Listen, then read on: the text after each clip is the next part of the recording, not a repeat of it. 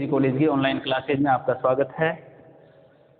कल के टॉपिक में हमने देखा कि भारत की स्थिति क्या थी, अक्षांशीय स्थिति और देशांतरीय स्थिति और पृथ्वी पर भारत की जो स्थिति वो कैसी है, वो कौन सी दिशा में स्थित है, उत्तर से दक्षिण और पूर्व से पश्चिम की ओर भारत पृथ्वी की कौन सी दिशा में स्थित है। तो ये अपने पिछली क्लास में हमने देखा कि जैसे पृथ्वी है और पृथ्वी को बराबर दो भागों में विभाजित करती है, 0 डिग्री पृथ्वी को बराबर दो भागों में विभाजित करती है 0 डिग्री अक्षांश रेखा, यानी कि ये पृथ्वी को बराबर दो भागों में बांटती है। इस तरीके से पृथ्वी का जैसे ये जो गोलार्ध है ये उत्तरी गोलार्ध कहलाता है और ये जो गोलार्ध है वो दक्षिणी गोलार्ध कहलाता है।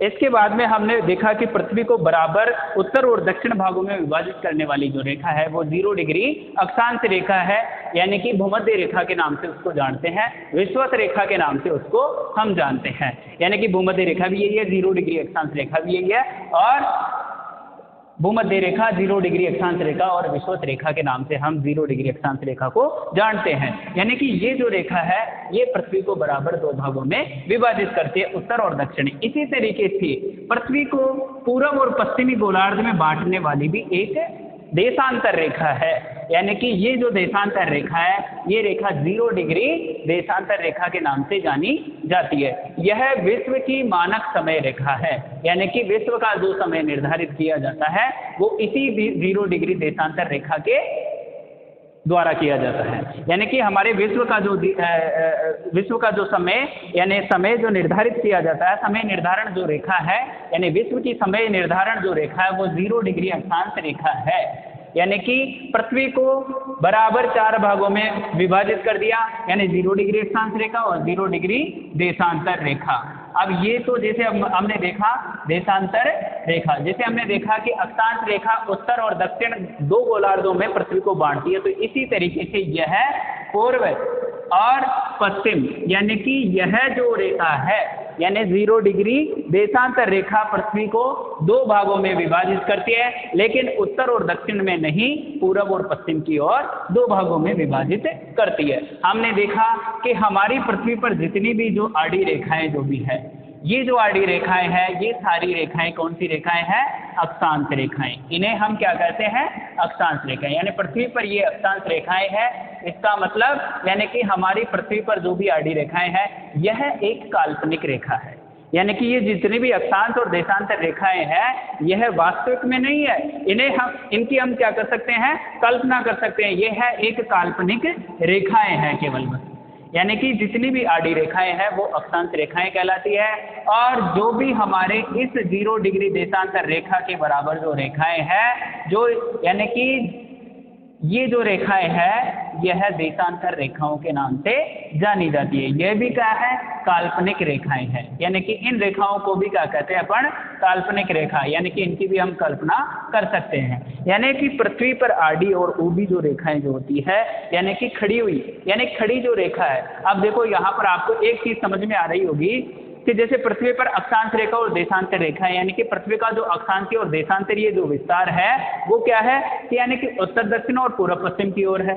ठीक है, अब यहाँ पर आपको एक चीज समझ में आ रही होगी कि जैसे अक्षांश रेखाएं एक दूसरे की क्या है, समानांतर है, यानी कि एक दूसरे के समानांतर है अक्षांश रेखाएं। यानी 0 डिग्री से स्टार्ट होती है और 0 डिग्री से यहाँ पर 90 डिग्री तक जाती है। ठीक है, इसी तरीके से यहाँ पर भी क्या है, 90 डिग्री।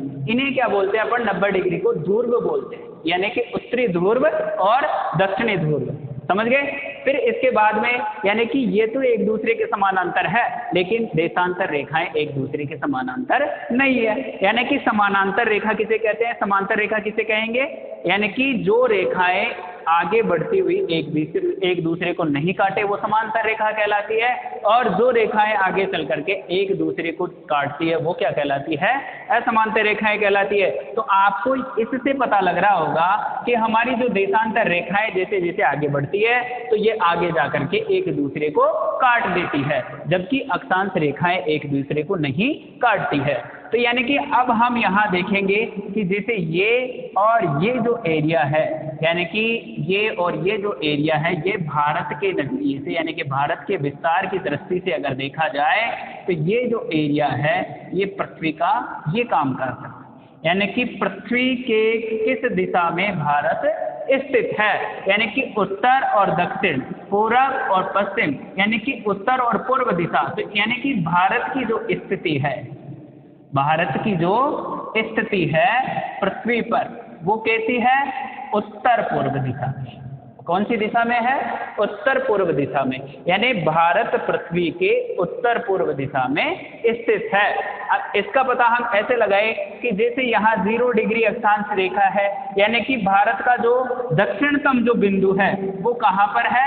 8 डिग्री और 4 मिनट अक्षांश रेखा। यानी कि भारत का जो दक्षिणतम जो अक्षांशीय विस्तार प्रारंभ होता है वो 8 डिग्री और 4 मिनट से होता है, जबकि ये जो रेखा है वो क्या है? 0 डिग्री। अब यहाँ पर 8 डिग्री 4 मिनट से भारत स्टार्ट हो रहा है, तो इसका मतलब एक रेखा हमारी क्या है? 23.5 डिग्री उत्तरी अक्षांश रेखा, जिसे हम कर्क रेखा के नाम से भी जानते हैं। इसे क्या कहते हैं अपन? कर्क रेखा।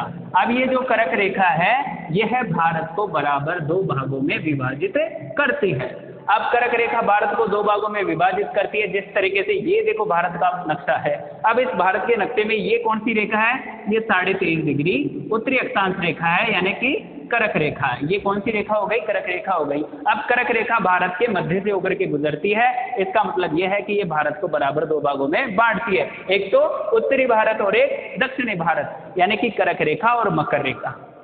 मकर रेखा पृथ्वी के दक्षिणी भाग में है, यानी दक्षिणी गोलार्ध में है। जिस तरीके से ये 23.5 डिग्री उत्तरी अक्षांश रेखा है, ये 23.5 डिग्री उत्तरी अक्षांश रेखा, तो इस तरीके से ये 23.5 डिग्री दक्षिणी अक्षांश रेखा, इसे मकर रेखा के नाम से जानते हैं। यानी कि भारत में से केवल परीक्षा में प्रश्न पूछा जाता है कि भारत से होकर गुजरने वाली रेखा कौन सी है? भूमध्य रेखा, 0 डिग्री देशांतर रेखा, मकर रेखा और कर्क रेखा। अब कर्क रेखा के स्थान पर वो 23.5 डिग्री उत्तरी अक्षांश रेखा भी दे सकता है और मकर रेखा के स्थान पर वो 23.5 डिग्री दक्षिणी अक्षांश रेखा भी दे सकता है। तो हमारा राइट आंसर क्या होगा कि भारत से केवल एक रेखा गुजरती है। मुख्य जो रेखाएं हैं हमारी कर्क रेखा, मकर रेखा, भूमध्य रेखा, 0 डिग्री देशांतर रेखा, मानक रेखा, जिसे यामोत्तर रेखा के नाम से भी जाना जाता है। तो इन रेखाओं में सबसे ज्यादा जो इम्पोर्टेंट है, यानी कि जो भारत से गुजरती है, वो केवल एक है। वो कौन सी है? कर्क रेखा, यानी 23.5 डिग्री उत्तरी अक्षांश रेखा जो भारत से होकर के गुजरती है। तो इसका मतलब यानी कि भारत की जो स्थिति है वो पृथ्वी पर यहाँ पर है। समझ गए ना? यानी पृथ्वी की जो स्थिति है वो यहाँ पर है। ये हमने पिछली क्लास में पढ़ लिया। अक्षांश रेखा किसे कहते हैं, देशांतर रेखा किसे कहते हैं, भारत की पृथ्वी पर कैसी स्थिति है। और अब हमारा जो टॉपिक होगा आज जो हम शुरू करेंगे, हमारा इसके जस्ट बाद वाला इसी चैप्टर में हमारा नेक्स्ट जो टॉपिक होगा वो होगी भारत का विस्तार। भारत का विस्तार।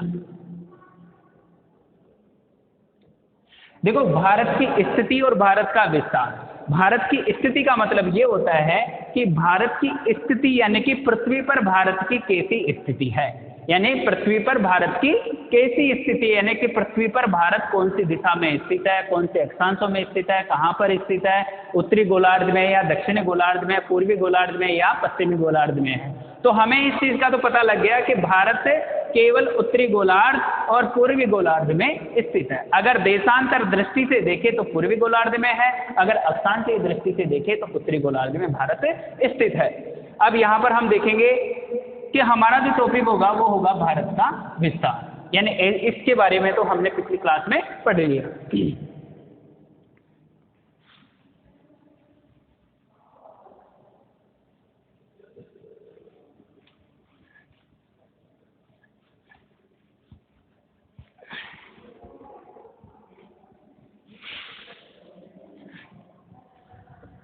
अब भारत का विस्तार हम 3 तरीके से पढ़ेंगे। पहला जो हमारा है भारत का विस्तार वो होगा अक्षांशीय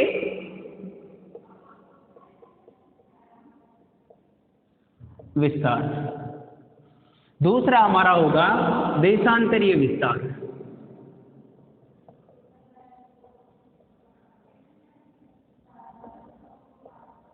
और तीसरा हमारा होगा सीमा विस्तार।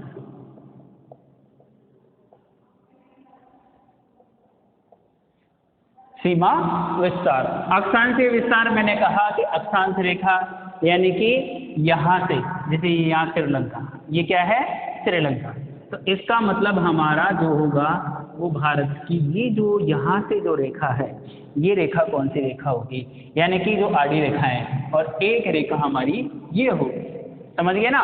तो इस तरीके से हम यहाँ देख रहे हैं कि भारत का जो अक्षांशीय विस्तार होगा, अब यहाँ पर यहाँ से होकर के एक रेखा ये भी हो गई, यानी 23.5 डिग्री उत्तरी अक्षांश रेखा, इसका मतलब ये यहाँ से स्टार्ट होता है, तो यहाँ से लेकर के ऊपर तक, यानी कि भारत का अक्षांशीय विस्तार क्या होगा, भारत का अक्षांशीय विस्तार क्या होगा, भारत का जो अक्षांशीय विस्तार होगा यानी 8 डिग्री 4 मिनट, 8 डिग्री 4 मिनट से लेकर के 37 डिग्री 6 मिनट उत्तरी अक्षांश के बीच में भारत स्थित है। यानी कि भारत की अक्षांशीय स्थिति क्या हो गई कि भारत हमारी पृथ्वी के उत्तरी और पूर्वी गोलार्ध में स्थित है। भारत का जो अक्षांशीय विस्तार है वो 8 डिग्री 4 मिनट से लेकर के 37 डिग्री 6 मिनट के बीच स्थित है। यानी कि भारत की अक्षांशीय स्थिति 8 डिग्री 4 मिनट से 37 डिग्री 6 मिनट के बीच स्थित है। इसका मतलब हमारा जो भारत का अक्षांशीय विस्तार, भारत का अक्षांशीय विस्तार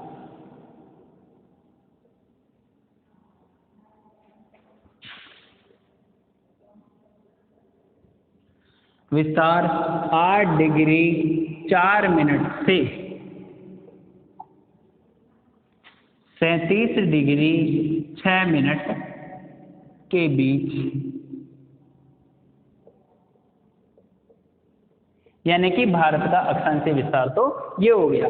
अब यहाँ पर आता है कि देशांतरीय विस्तार क्या है, कि भारत का देशांतरीय विस्तार क्या है।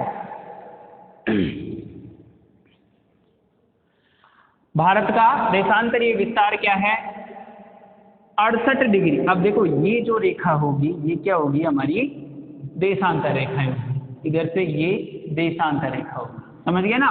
ये यहाँ लगी, बिल्कुल लगी हुई, इसके लगी हुई ये हमारी देशांतर रेखाएं हैं। तो हमारा जो देशांतरीय विस्तार है, यानी कि हमारे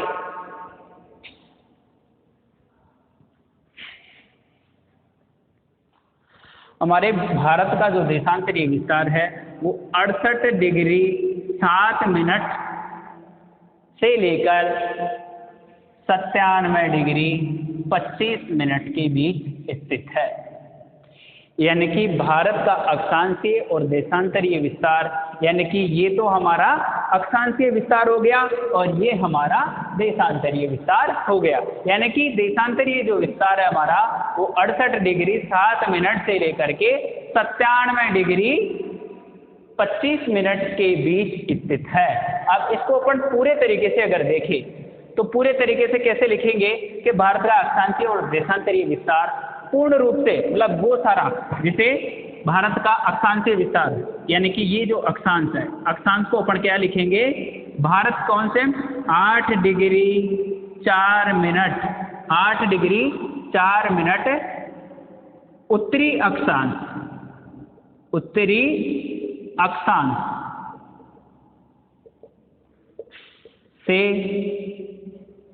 37 डिग्री 6 मिनट उत्तरी अक्षांश, ठीक है। अब इसके बाद में जो देशांतरीय विस्तार है हमारा वो क्या होगा, भारत का देशांतरीय विस्तार क्या होगा,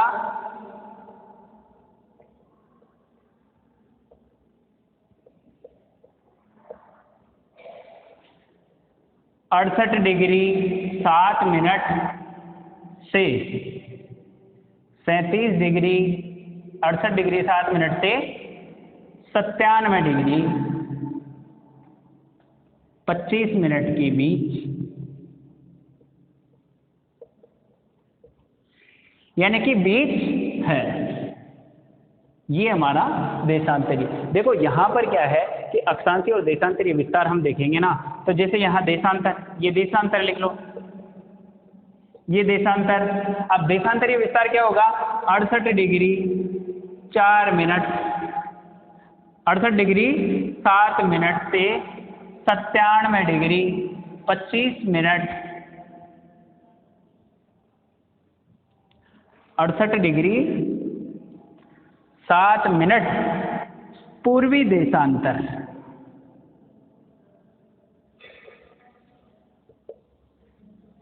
से 97 डिग्री 25 मिनट पूर्वी देशांतर, यानी कि भारत का अक्षांशीय और देशांतरीय विस्तार क्या हो गया? भारत का अक्षांशीय विस्तार तो 8 डिग्री 4 मिनट उत्तरी अक्षांश से लेकर के 33 डिग्री 6 मिनट उत्तरी अक्षांश के बीच स्थित है, जबकि उसका देशांतरीय जो विस्तार है वो 68 डिग्री 7 मिनट पूर्वी देशांतर से लेकर के 97 डिग्री 25 मिनट पूर्वी देशांतर के बीच स्थित है। इसका मतलब यहाँ पर केवल भारत है, पृथ्वी के पूर्वी देशांतर और उत्तरी अक्षांश, और कहाँ पर? उत्तरी अक्षांश, इन दोनों के बीच स्थित है। यानी कि भारत का अक्षांशीय और देशांतरीय जो विस्तार है वो ये है। आगे समझ में? अब यहाँ पर क्या होता है कि भारत की जो मुख्य भूमि है वो 8 डिग्री और 4 मिनट पे हो जाती है। लेकिन क्या है कि भारत का जो भौतिक परिदृश्य पढ़ेंगे अपन, नेक्स्ट जो टॉपिक होगा हमारा भारत का भौतिक स्वरूप, यानी कि भारत के भौतिक स्वरूपों में हम देखेंगे कि भारत को कितने भागों में बांटा गया है। तो भारत को कितने भागों में बांटा गया है कि सबसे ऊपर तो भारत के उत्तर दिशा में हिमालय पर्वत स्थित है, तो पहला भाग तो हिमालय पर्वत हो गया। दूसरा भाग हमारा पूर्वी मैदानी भाग, यानी हमारा जो मैदानी भाग है, यानी कि भारत का जो मैदानी भाग है जहाँ पर नदियों का जाल बिछा हुआ है वो हमारे भारत का मैदानी भाग कहलाता है। तो यानी कि पहला हिमालय, दूसरा मैदानी, तीसरा प्रायद्वीपीय पठारी भाग, और चौथा हमारा जो तटीय भाग है, पूर्वी तटीय भाग और पश्चिमी तटीय भाग है वो, और पांचवा जो हमारा आता है जिसे हमारे यहाँ पर ये द्वीप है, छोटे छोटे क्या है यहाँ पर, ये द्वीप है, और इधर भी हमारे ये छोटे छोटे द्वीप है। समझ गए? यानी कि ये तो क्या है, वो तो हमारे अंडमान निकोबार द्वीप समूह है। वो तो कौन से हैं? अंडमान निकोबार द्वीप समूह है। और इधर हमारे जो है वो क्या है, लक्षद्वीप वगैरह ये है। यानी कि ये छोटे छोटे द्वीप है। तो पांचवा जो भाग हो जाएगा हमारा द्वीपीय भाग हो जाएगा। यानी कि भारत को भौतिक भागों में कितने भागों में बांटा गया है? 5 भागों में बांटा गया है। अब हमारे जो द्वीप है, ये द्वीप 8 डिग्री 4 मिनट से नीचे तक है। तो इसका मतलब यानी कि हमारा जो अक्षांशीय जो विस्तार है वो क्या होगा, वो और भी नीचे जाएगा। इसका मतलब मुख्य जो भूमि है 6 डिग्री 45 मिनट, 6 डिग्री 45 मिनट, यानी कि हमारा जो भारत का अक्षांशीय विस्तार प्रारंभ होता है 6 डिग्री और 45 मिनट उत्तरी अक्षांश से प्रारंभ होता है, और 37 डिग्री 6 मिनट उत्तरी अक्षांश जाकर के वो समाप्त हो जाता है। यानी कि भारत का उत्तरी भाग 37 डिग्री 6 मिनट पर स्थित है, जबकि दक्षिणतम बिंदु जो है वो भारत का 6 डिग्री और 45 मिनट के बीच स्थित है।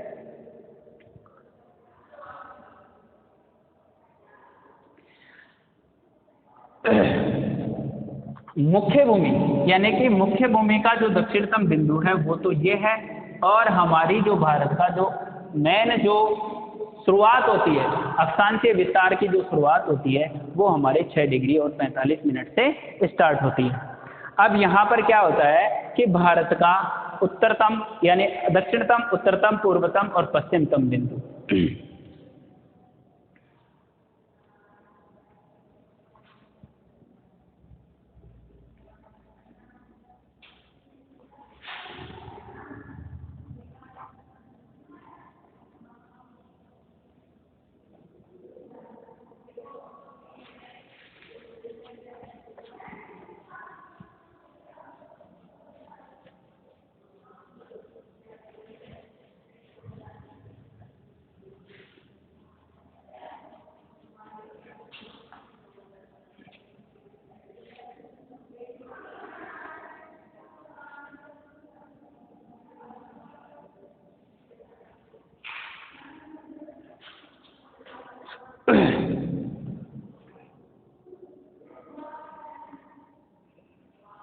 8 डिग्री और 4 मिनट, 37 डिग्री और 6 मिनट, 97 डिग्री और 25 मिनट, 68 डिग्री और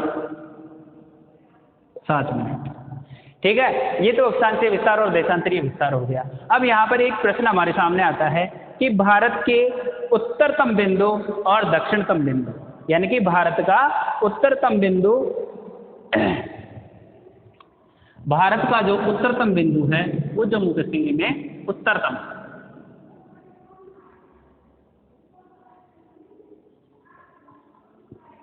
भारत के सबसे उत्तरी भाग में, यानी कि यहाँ पर जो हमारा बिंदु है इस बिंदु को उत्तरतम बिंदु कहते हैं और इसको किस नाम से जानते हैं? इंदिरा कोल के नाम से। इसको किस नाम से जानते हैं? इंदिरा कोल के नाम से जानते हैं, जो कहाँ पर है? हमारा जम्मू कश्मीर में स्थित है।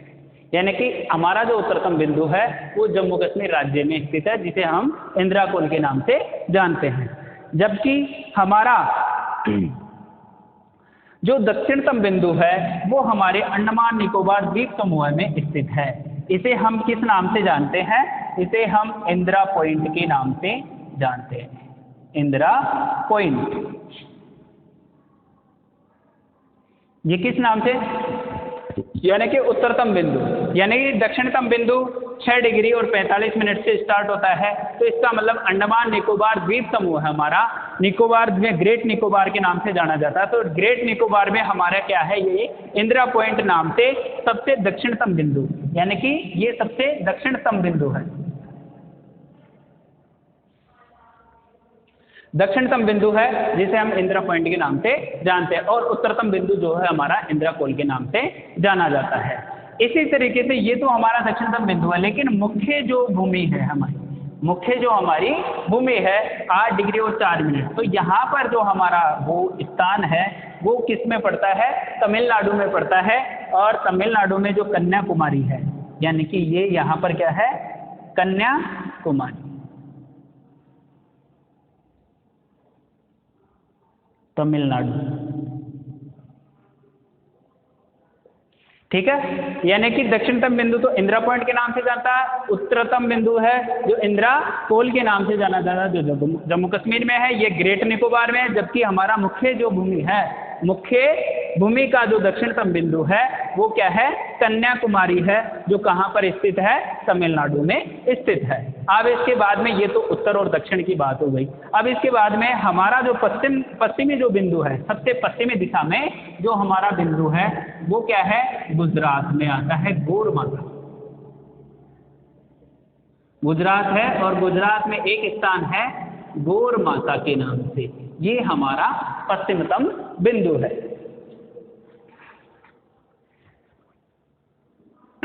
इसी तरीके से हमारा जो पूर्वतम यानी सबसे पूर्वी जो बिंदु है वो अरुणाचल प्रदेश में आता है, चिबुथू। ये क्या है? चिबुथू। ये चिबुथू है, यानी कि गोरमाता गुजरात में, चिबुथू हमारे किस में है? अरुणाचल प्रदेश में है।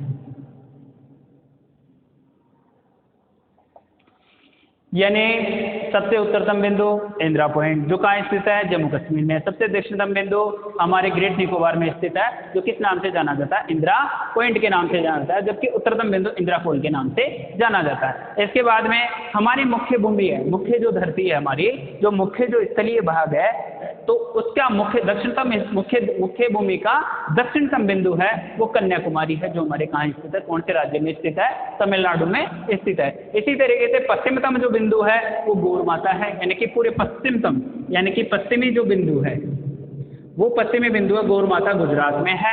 और जो पूर्वतम जो बिंदु है, यानी कि सबसे पूर्वी भाग में जो स्थित है वो चिबुथू नाम की एक जगह है, और वो कहाँ स्थित है? अरुणाचल प्रदेश में स्थित है।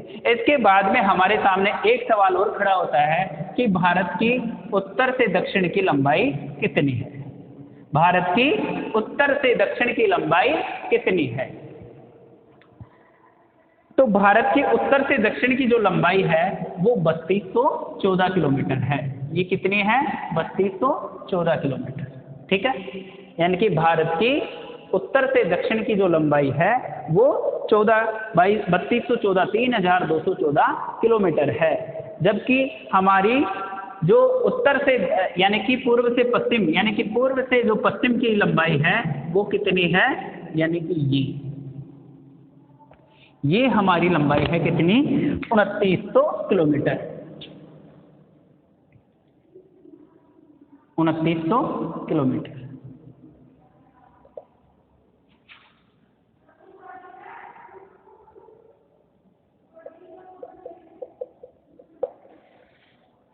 आगे समझ में, यानी कि भारत की उत्तर और दक्षिण, पहला लिखो भारत का उत्तरतम बिंदु,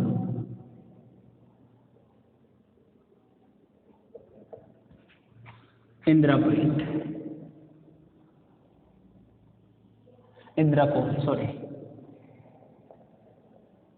कहाँ स्थित है, जम्मू कश्मीर।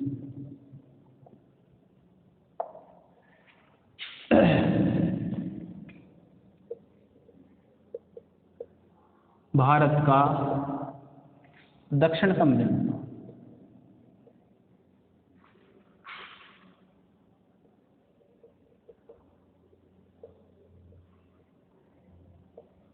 कहाँ स्थित है, नाम क्या है इसका, इंदिरा पॉइंट।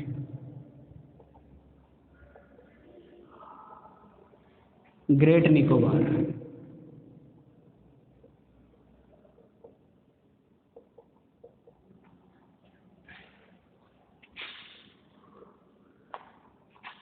मुख्य भूमि,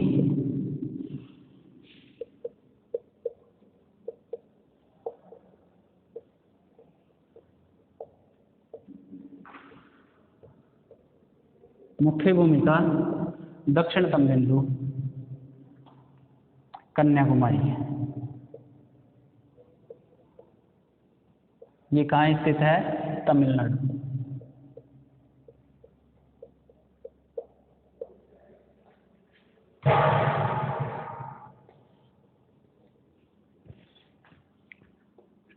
मुख्य भूमि का दक्षिणतम बिंदु कन्याकुमारी।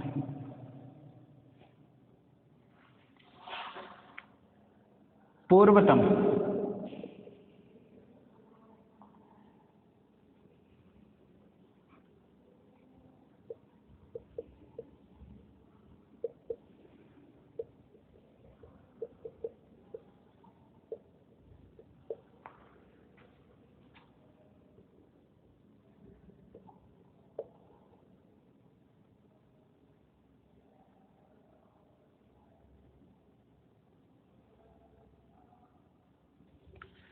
भारत का किबुथु,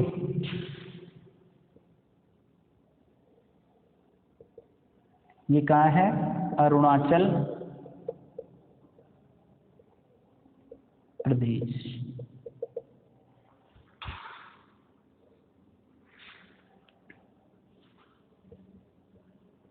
भारत का सबसे पश्चिम का, सबसे पश्चिमी,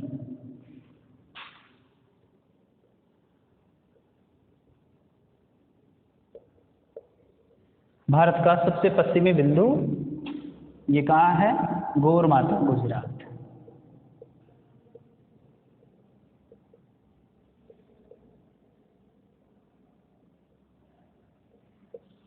गोरमाता, गुजरात। चलो, ये तो हमारी भारत की स्थिति होगी, ठीक है, यानी कि भारत के उत्तर और दक्षिण बिंदु ये हमारे हो गए। चलो इसके बाद में आ गई समझ में, भारत का उत्तरतम बिंदु इंदिरा कोण, भारत का दक्षिणतम बिंदु इंदिरा पॉइंट, मुख्य भूमि का दक्षिणतम बिंदु कन्याकुमारी, और भारत का सबसे पूर्वी बिंदु किबुथु, और भारत का सबसे पश्चिमी बिंदु गोरमाता, गुजरात। इनका सबका पता ही है आपको कहाँ कहाँ कौन कौन सी जगह स्थित है, ठीक है।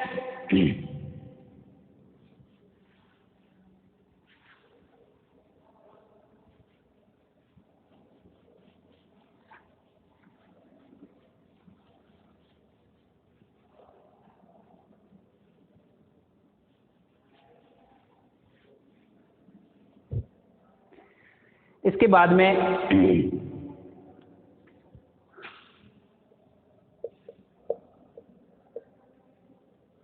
भारत की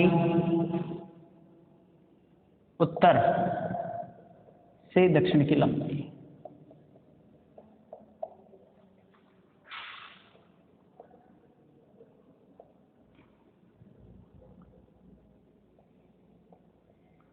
उत्तर से दक्षिण की लंबाई 3214 किलोमीटर।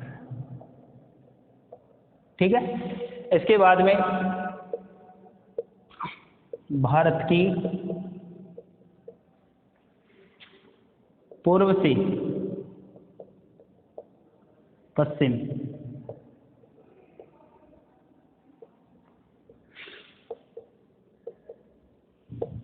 2900 किलोमीटर। ठीक है।